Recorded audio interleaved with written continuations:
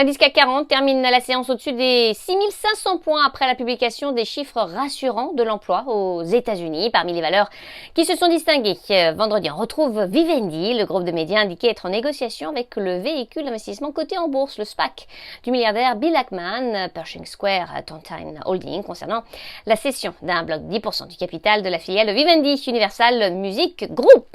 On passe à Eurofins Scientific, leader scientifique mondial des tests bioanalytiques, a enregistré pour la période janvier-avril un chiffre d'affaires en progression de 46% à 2,18 milliards d'euros. Le groupe a confirmé ses objectifs pour 2021.